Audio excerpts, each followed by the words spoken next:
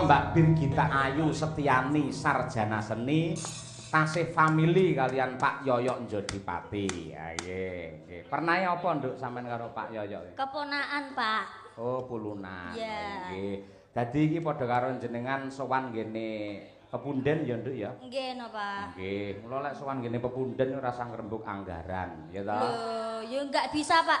Ngapunten Bapak Ibu, kula niku asline niku iri kalian Dek Sofi kula niku.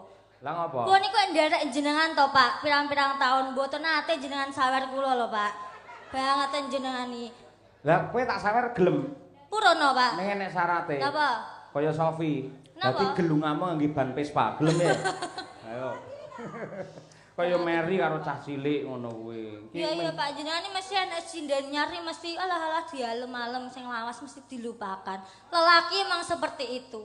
Nek wis entuk sing nyar sing lawas mesti dilupakan. Ngatas iki karo cah cilik masa ya cemburu, masa ya iri ngono kuwi lho. Pak, jenengan tuh sebagai pemimpin niku harus adil, Pak. Semua Adil, sinden iku kudu ya disawer, Pak. Ora nggur satu tok. Apa aku ora tau nyangoni kuwi? Wong bar wayangan nyatane mesti amplopmu ya kandel-kandel kabeh lho. Lho pas niki ya pas tampil kok.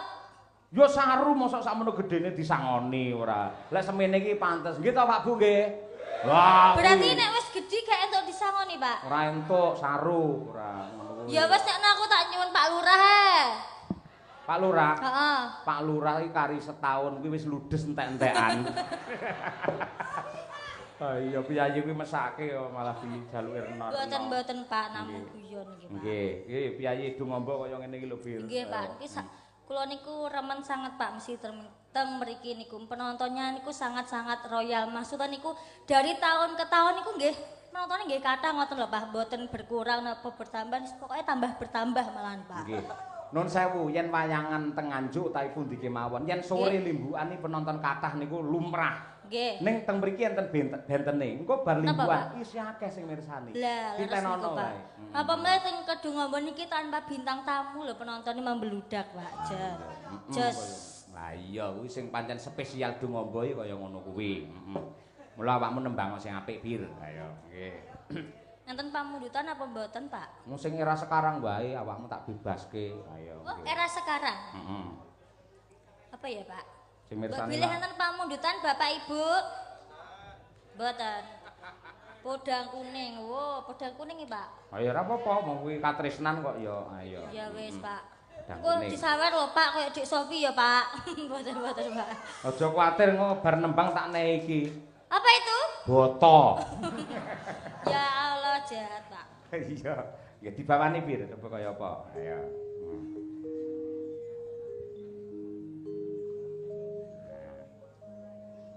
No. Ya. Nadyan wujud temong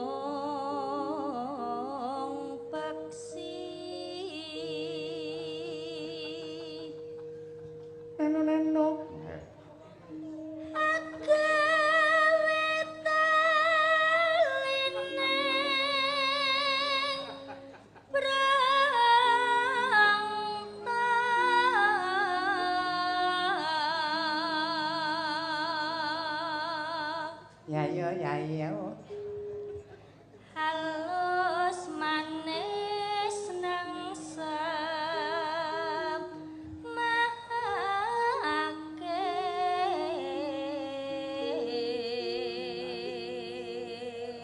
suarane apik. Dedeke ya entuk njaran teji kaya ngono bocah ya ayu, komplit. Iya, sing elek tekone. Ayo.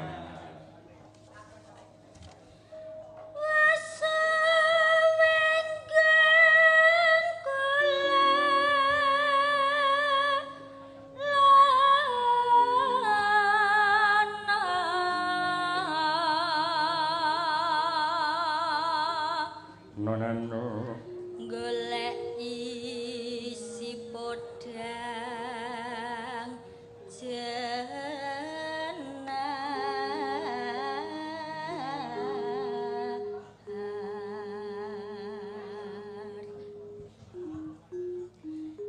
iba bunga engah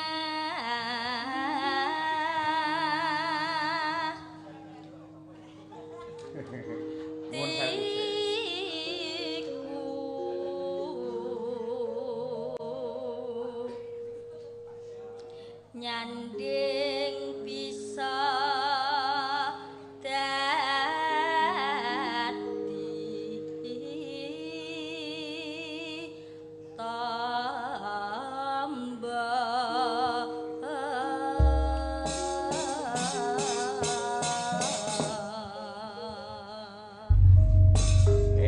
monggo dibacotake podang kuning.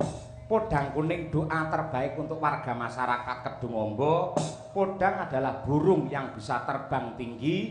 Kuning adalah emas. Semoga bersih desa Kedungombo tahun 2025 menuju masyarakat terbang tinggi ke zaman keemasan. Amin. Amin.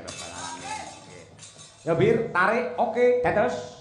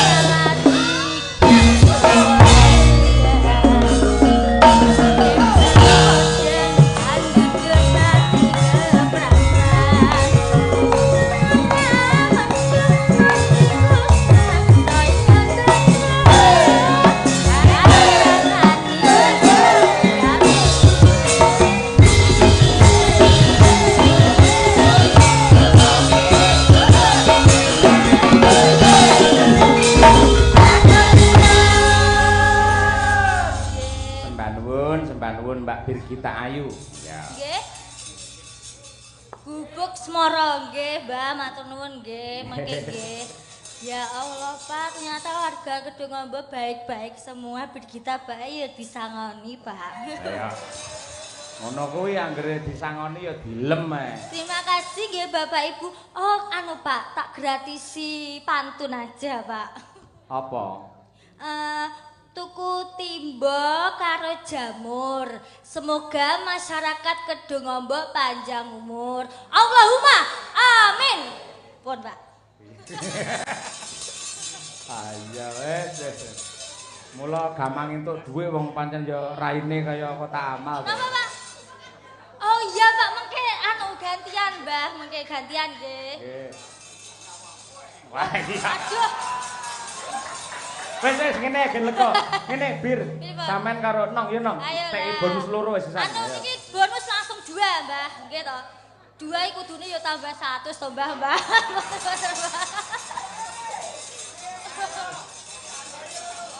Ah, wes. Ya Nong ngene sisan Nong. Nggih. Nggih, Mbah matur nuwun katresnanipun. Nggih. Gubuk Asmara. Monggo langsung kemawon ya, gubuk Asmara. Ayo, yo. Tak tung tak turung tung gong. Ayo. Ya, Mas.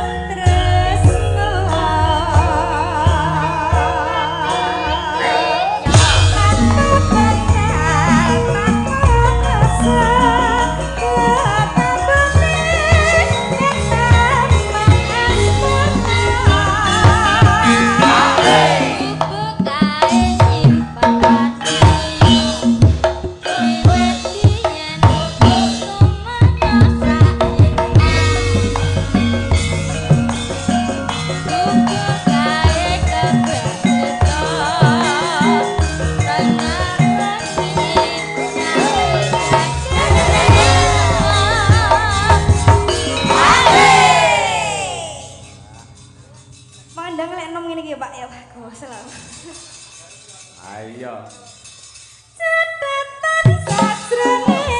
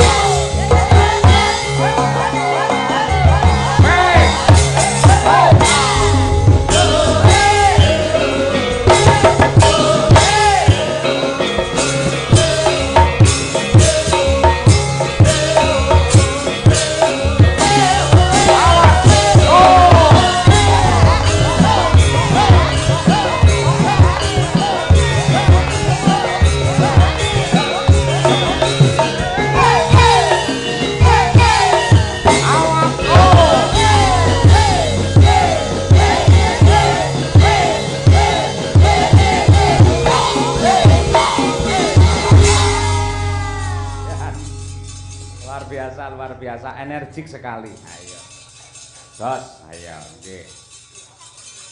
Lakon wis dipaket karo panitia, ya kuwi Panji Pamungkas utawa Udan Mas. Udan Mas. Tegese udan ki simbole penguripan, Mas wis ngarani mujudake pandonga kagem para warga masyarakat ing Kedungamba. Muga-muga tansah antuk pengasih saka Hyang Agung ingkang andayani Kedungamba kebak ing Reh Nugroho. Iya. Mula ya kripik gedang kripik tela ya, Mak. Ripalungguhan iki mbacutne gelaring cerita muga-muga lakon sing kababar bisa dadi kaca Brenggala. Ya, monggo tak dherekake.